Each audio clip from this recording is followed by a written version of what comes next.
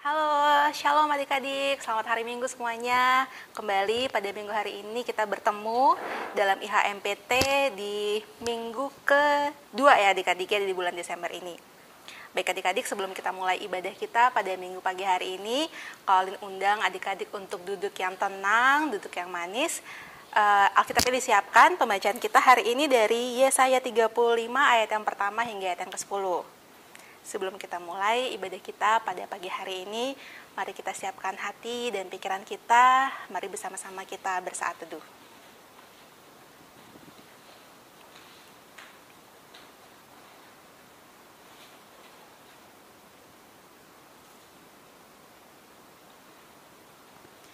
Adik-adik kalian undang untuk berdiri. Kita akan memuji Tuhan bersama-sama bernyanyi dari Gita Bakti 6, bait yang pertama dan bait yang kedua. Bernyanyilah orang percaya.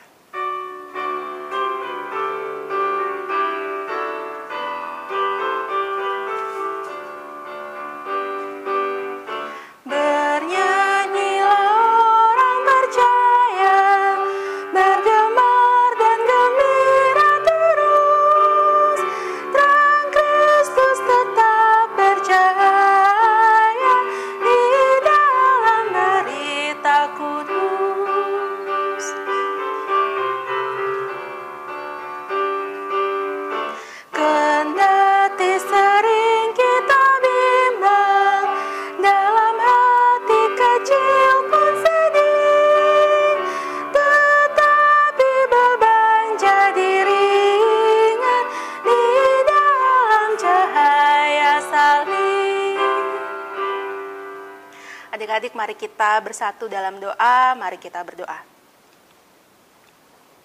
Bapa di surga, terpujilah selalu namamu Tuhan Yesus.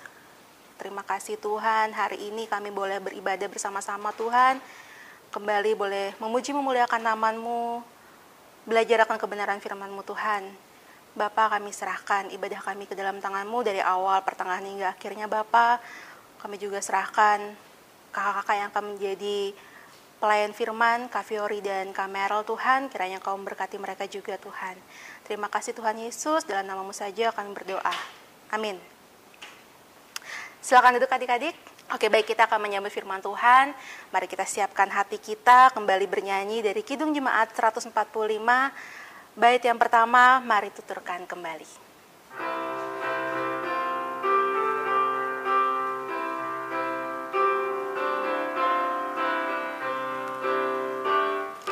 Mari tuturkan kembali kisah yang indah benar, warta berharga sekali, Yesus pahlawan besar, bahwa di malam lahirnya malak menyanyi merdu.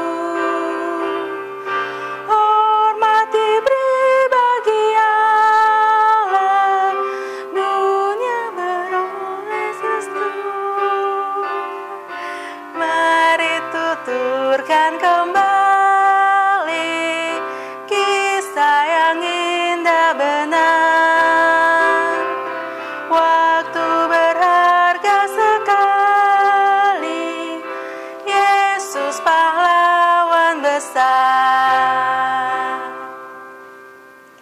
Kita akan bersama-sama membaca firman Tuhan. Kali undang adik-adik untuk berdiri. Bersama-sama membaca dari Yesaya 35 ayat yang pertama hingga ayat yang ke-10 yang menyatakan, padang gurun dan padang kering akan bergirang, padang belantara akan bersorak-sorak dan berbunga. Seperti bunga mawar, ia akan berbunga lebat, akan bersorak-sorak, ya bersorak-sorak dan bersorai-sorai. Kemuliaan Libanon akan diberikan kepadanya, semarak Karmel dan Sharon, mereka itu akan melihat kemuliaan Tuhan, semarak Allah kita. Kuatkanlah tangan yang lemah lesu dan teguhkanlah lutut yang goyang. Katakanlah kepada orang-orang yang tawar hati, kuatkanlah hati, janganlah takut. Lihatlah, Allahmu akan datang dengan pembalasan dan dengan ganjaran Allah. Ia sendiri datang menyelamatkan kamu. Pada waktu itu mata orang-orang buta akan dicelikan, dan telinga orang-orang tuli akan dibuka. Pada waktu itu orang lumpuh akan melompat seperti rusa, dan mulut orang bisu akan bersorak-sorai, sebab mata air memancar di padang gurun, dan sungai di padang belantara. Tanah pasir yang hangat akan menjadi kolam, dan tanah kersang menjadi sumber-sumber air. Di tempat serigala berbaring akan tumbuh tebu dan pandan. Di situ akan ada jalan raya yang akan disebutkan Jalan Kudus. Orang yang tidak lahir tidak akan melintasinya, dan orang-orang pandir tidak akan mengembara di atasnya.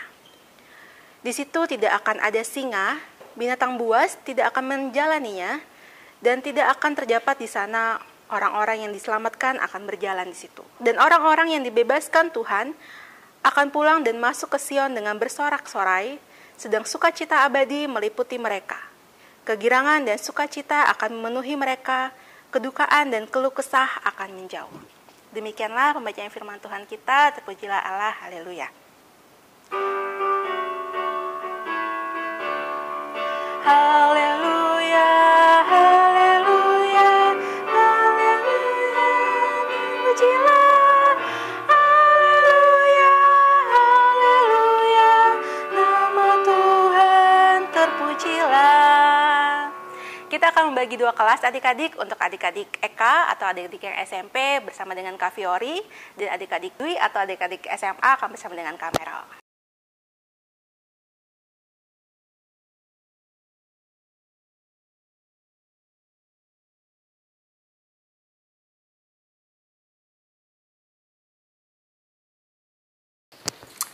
Shalom adik-adik, ketemu lagi sama Kak Vio di ibadah hari Minggu Persekutuan Teruna hari ini. Adik-adik, kita sudah membaca firman Tuhan yang dibacakan oleh Kak Olin, yang mana hari ini terambil dari kitab Yesaya pasal 35 ayat 1-10. Sekarang kita akan mendengarkan firman Tuhan. Nah, adik-adik, dalam perikop bacaan firman Tuhan kita hari ini, yang tadi kakak bilang Yesaya pasal 35. Jadi kitab Yesaya ini ditulis oleh Nabi Yesaya juga, yang mana berisikan tentang nubuatan Yesaya. Jadi nubuat itu adalah suatu hal yang belum terjadi ya adik-adik. Jadi Yesaya mendapatkan penglihatan, lalu ia pun memberikan wejangannya, seperti itu.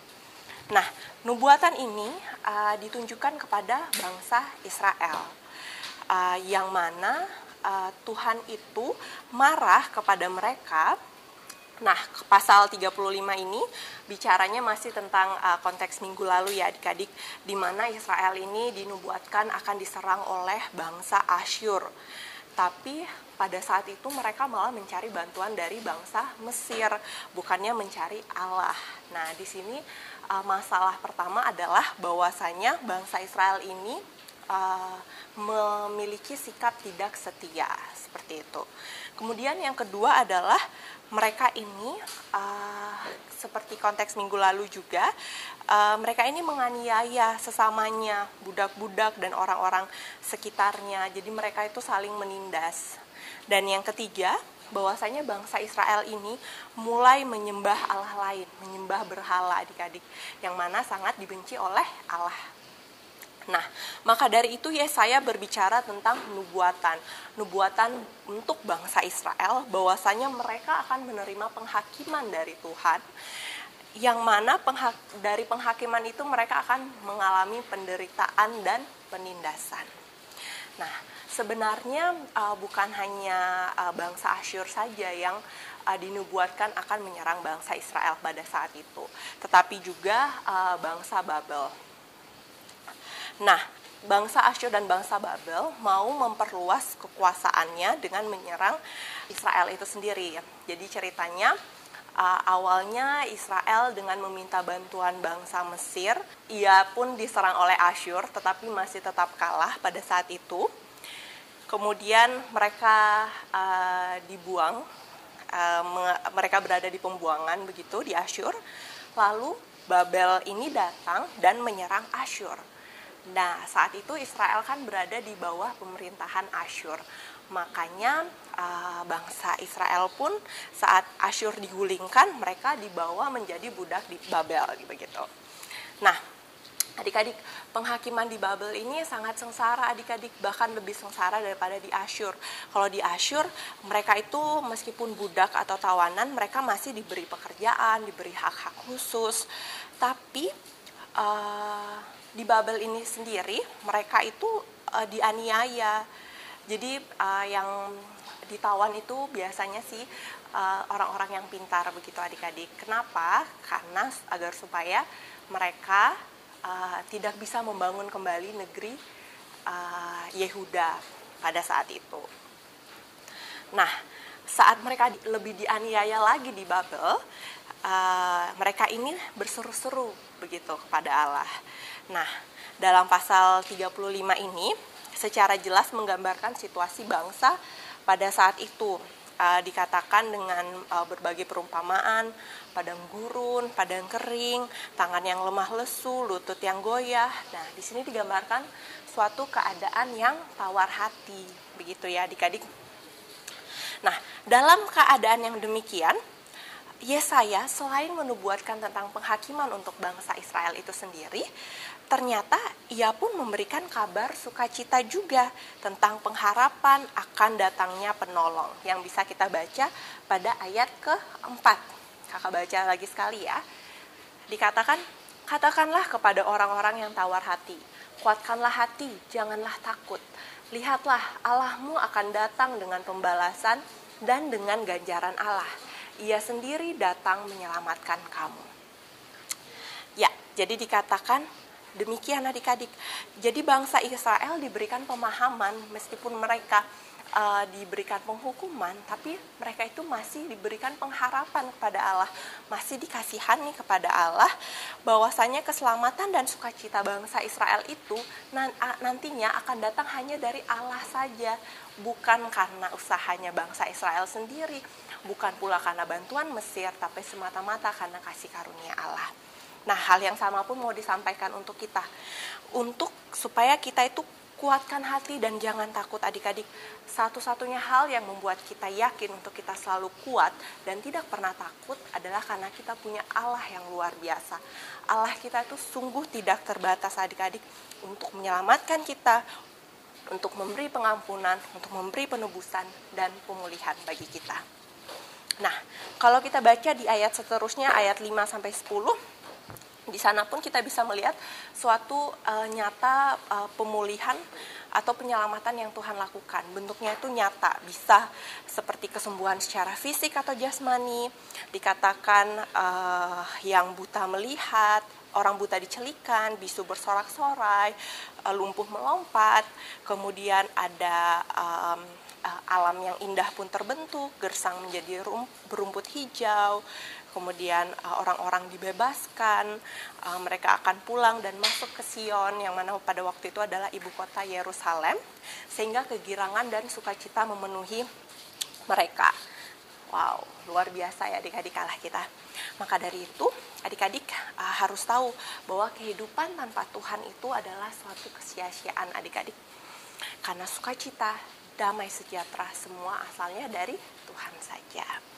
Nah, bahkan dalam kesusahan sekalipun adik-adik, kesusahan dalam hidup kita itu kan banyak ya. Pasti apalagi di tengah pandemi gini banyak kesusahan yang kita alami. Nah, kesusahan-kesusahan di hidup kita tuh bisa terjadi karena beberapa hal. Salah satunya kemalasan. Kalau nggak mau susah ya jangan malas gitu ya. Kemudian lingkungan atau alam misalnya. Lingkungan seperti COVID sekarang ini menimbulkan kesusahan ya dalam hidup kita, susah kemana-mana seperti itu. Kemudian alam, bisa saat terjadi bencana alam, bisa juga susah itu karena keserakahan manusia yang nggak puas dengan apa yang mereka miliki. Bisa pula karena rencana Tuhan adik-adik, tentunya untuk membawa kebaikan seperti yang terjadi pada Nabi Yunus dan juga Ayub, ya seperti itu. Nah, dalam kesusahan tentunya kita tuh perlu jalan keluar, perlu solusi kan. Saat inilah kita diingatkan adik-adik melalui kakak saat ini, bahwasanya pertolongan kita itu hanya ada pada Yesus. Hanya Ia yang sanggup untuk menyelamatkan dan memberikan sukacita kepada kita. Lalu mungkin adik-adik timbul ya suatu pertanyaan, gimana sih Kak supaya aku tuh diberi pertolongan sama Tuhan, diberikan pengharapan gitu kepada Tuhan. Apa sih yang harus saya lakukan seperti itu? Nah, di sini kakak mau ingetin pertama-tama adik-adik bahwasanya keselamatan daripada Allah, sukacita, damai sejahtera itu semua adalah cuma-cuma atas prakarsa atau anugerah Tuhan semata adik-adik.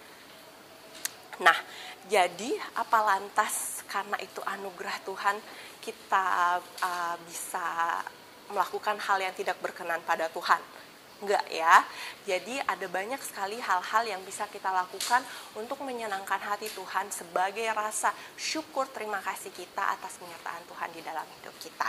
Salah satunya kita bisa membuka hati kepada Tuhan, mengizinkan Roh Kudus bekerja, menuntun, menguasai, dan mengarahkan kehidupan kita. Kemudian yang kedua, adik-adik bisa rajin berdoa dan membaca Alkitab. Karena dengan begitu adik-adik akan semakin diperkaya dengan firman Tuhan. Adik-adik akan semakin yakin akan besarnya kuasa Tuhan di dalam kehidupan adik-adik. Kemudian yang ketiga, andalkan Tuhan dalam pergumulan dan kesusahan. Bukan mengandalkan diri sendiri, teman dan harta seperti bangsa Israel tadi yang dinubuatkan mengandalkan bangsa Mesir saat menghadapi Asyur. Jangan berbuat demikian ya adik-adik, tapi kita harus mengandalkan Tuhan. Kemudian yang keempat, jadi penolong bagi saudara, teman, ataupun lingkungan yang memerlukan pertolongan kita. Seperti sekarang di tengah COVID ya adik-adik, kita pun dipanggil untuk kita bisa saling mendoakan, saling menguatkan. Jangan sampai kita menjadi orang yang tidak membawa sukacita di tengah-tengah kondisi seperti sekarang ini. Ya, tetap kita patuhi protokol kesehatan, setidaknya saat kita tidak bisa melakukan apa-apa untuk orang lain, kita tetap bisa mematuhi protokol yang sudah ditetapkan sehingga kita tidak menciptakan suatu hal yang merugikan seperti itu bagi orang lain, ya. Dan yang kelima, adik-adik kakak mau undang kita untuk tetap setia kepada Yesus Kristus. Nah, itu beberapa hal. Tentunya banyak hal lainnya ya yang bisa kita lakukan untuk menyenangkan hati Tuhan sebagai rasa syukur kita untuk keselamatan, untuk sukacita, damai sejahtera yang Tuhan berikan untuk kita. Nah, sekarang ini adik-adik kita hidup dalam masa penantian seperti itu adik-adik. Kalau kita lihat konteks sekarang ini kita masuk ke minggu Advent ketiga. Minggu Advent ketiga ini minggu saat kita menanti berseru-seru supaya Mesias atau Juru Selamat hadir. Lalu yang paling penting, minggu Advent ketiga ini berbeda dengan yang pertama dan kedua ya. Di sini lebih berbicara tentang sukacita. Jadi seperti nubuatan Nabi Yesaya yang mengandung sukacita, yakni yang tadi kakak sampaikan ya, ada penyelamatan yang dilakukan Allah kepada bangsa Israel. Lalu Allah akan apa?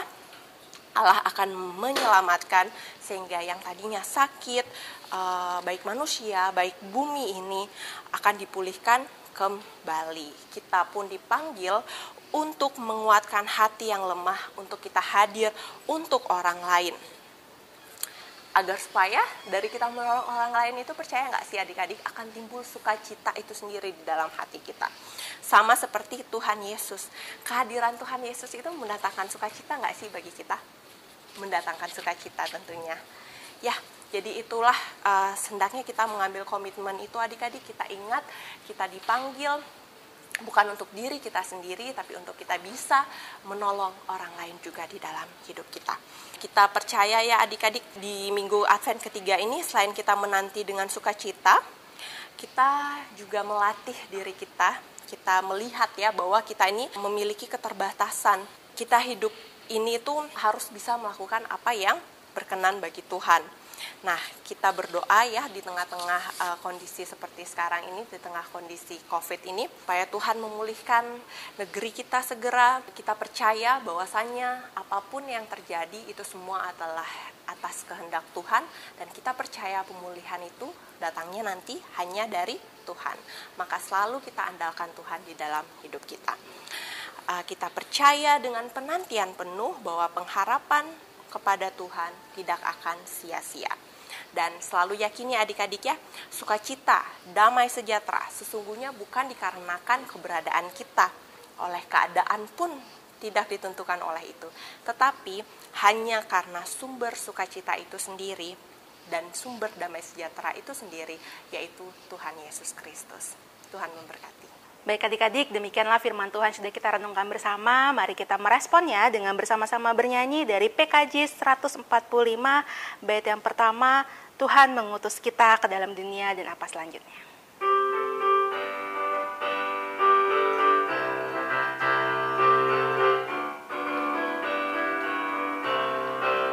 Tuhan mengutus kita ke dalam dunia untuk betapa pada yang gelap, meski dihina serta dilanda duka, harus melayani dengan sepenuh, dengan senang, marilah kita melayani umatnya dengan senang, berarti kita memuliakan namanya. Mari masuk dalam doa syafaat yang akan dibawakan oleh Kak Merel.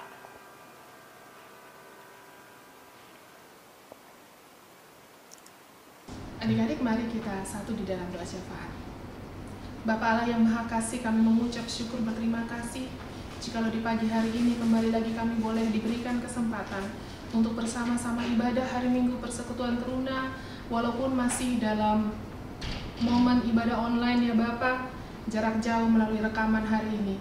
Biarlah ibadah yang sudah boleh kami selenggarakan di pagi hari ini berkenan di hadapan-Mu ya Bapa. Firman-Mu yang boleh kami baca serta renungkan tadi boleh senantiasa mengingatkan kami bagaimana kami di dalam kehidupan kami senantiasa berpengharapan pada Engkau, senantiasa berpaut pada Engkau, mengingat akan janji keselamatan yang daripada-Mu ya Bapa. Kami boleh menanti setiap janji-janji yang daripada-Mu di dalam ketaatan dan kesetiaan, dan di dalam kasih setia, sukacita, damai sejahtera yang boleh kami alami dalam kehidupan kami hingga saat ini. Kami juga boleh belajar untuk membagikannya dengan orang-orang di sekeliling kami ya Bapa. Setiap kami di dalam kondisi, khususnya kondisi masa-masa pandemi COVID saat ini, kami tetap kuat, kami tetap teguh berpengharapan kepada-Mu ya Bapa, bahwa bersama Engkau kami akan dimampukan, akan dituntun dan dipimpin untuk melewati dan melalui masa-masa sulit ini. Dan kami boleh senantiasa penuh dengan sukacita dan ucapan syukur di dalam setiap kehidupan kami sehari-hari ya Bapa. Kami menyerahkan akan setiap adik-adik kekasih kami dalam pendidikannya masing-masing ya Bapa, sekolah atau pembelajaran jarak jauh yang harus diikuti saat ini, masa-masa ujian, bahkan juga yang sudah siap untuk terima raport. Terima kasih ya Bapa untuk satu semester yang boleh kami lalui di dalam masa pandemi COVID ini, kesulitan dan keterbatasan yang kami alami, kami mengucap syukur untuk itu. Dan biarlah kami boleh memperbiasakan diri, kami boleh belajar untuk tetap kuat, tetap teguh, tetap semangat untuk belajar dengan kondisi COVID saat ini ya Bapak. Kami mengucap syukur untuk ujian-ujian yang sudah boleh kami lewati dan raport yang akan segera kami terima. Masa-masa liburan akan segera menghampiri kami, tetapi dengan keterbatasan di masa pandemi COVID ini, mungkin kami tidak bisa jalan-jalan ke luar kota maupun ke luar negeri ya Bapak, tapi kami yakin dan percaya bahwa di dalam masa-masa sulit ini, kesatuan hati, persatuan kami di dalam keluarga kami masing-masing boleh semakin dikuatkan akan kasih Yesus Kristus, sehingga kami boleh bersuka cita, mengucap syukur bersama-sama bersama keluarga kami masing-masing di rumah kediaman kami ya Bapak. Kami menyerahkan para orang tua kami di dalam pekerjaan mereka, di dalam pekerjaan dan pelayanan mereka dimanapun mereka ditempatkan Bapak. Dalam masa-masa sulit ini, mungkin ada kesulitan yang orang tua kami alami, kami serahkan semuanya ke dalam tangan kasih-Mu, kekuatan, kesehatan yang baik daripada-Mu saja ya Bapak. Kami mohon bagi para orang tua kami, papa mama kami, biarlah Kau menguatkan mereka di dalam bekerja, di dalam membimbing dan membina kami anak-anaknya Bapak, sehingga kami boleh senantiasa bersuka cita, bersyukur di dalam setiap hal, dan itu boleh jadi untuk hormat kemuliaan bagi nama-Mu saja. Kami berdoa bagi Pelkat PT ya Bapak. Kami menyerahkan Pelkat PT ke dalam tangan kasih-Mu, setiap program yang boleh dicanangkan, baik setiap ibadah-ibadah online, dari proses persiapan, proses perekaman, proses editing, sampai kepada proses ibadah secara online melalui YouTube, maupun Google Meet atau Zoom yang kami gunakan ya Bapak. Kami serahkan semuanya ke dalam tangan kasih-Mu. Kau berkati setiap persiapan, setiap rekaman kami, setiap kakak layan, setiap kakak-kakak dari multimedia dan muger yang boleh membantu kami ya Bapak. Kau berkati, Kau turut campur tangan di dalam setiap persiapan kami masing-masing ya Bapak. Kami menyerahkan juga untuk gereja-Mu.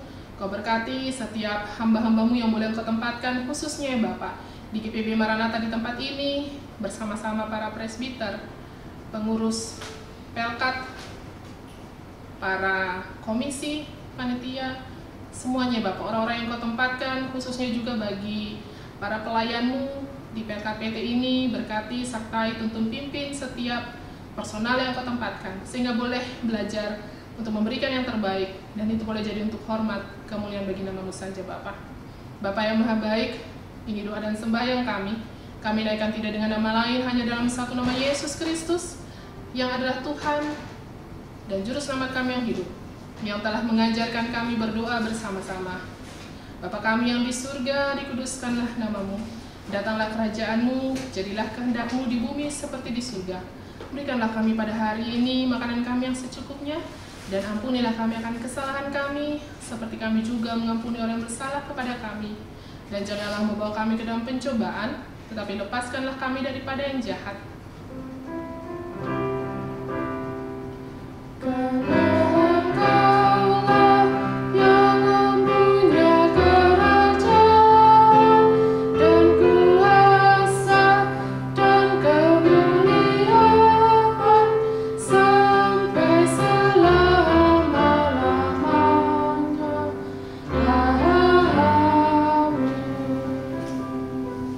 Adik-adik, kita akan memberikan persembahan syukur kita kepada Tuhan. Adik-adik bisa siapkan dalam amplop, nanti bisa dititipkan kepada mama papa untuk dibawakan juga ke gereja. Kita memuji Tuhan bersama-sama dalam persembahan kita dalam Gita Bakti 81, bait yang pertama, Allah sumber kemurahan.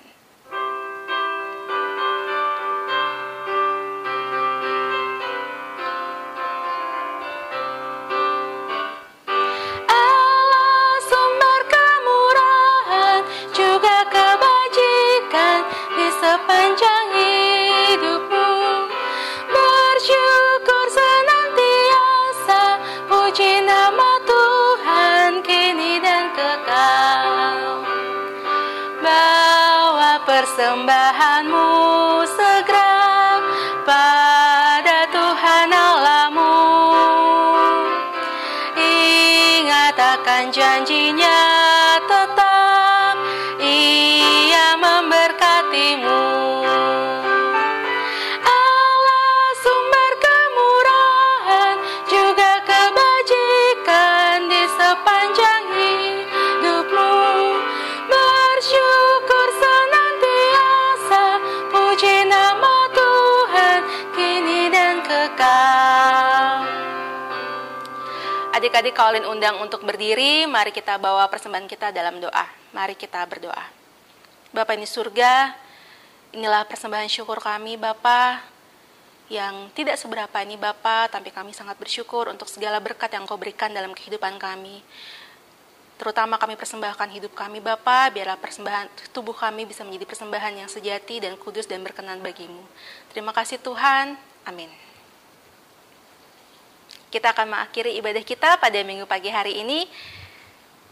Mari kita kembali memuji Tuhan bersama-sama bernyanyi dari Gita Bakti 120, bait yang pertama, Kristus memanggil diriku.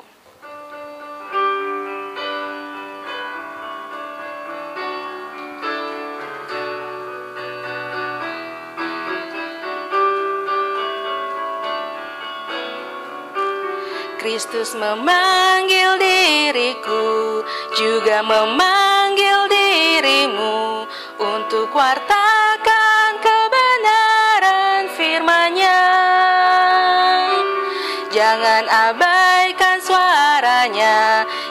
dan tegarkan hatimu. Kristus memanggil dan mengutus dirimu.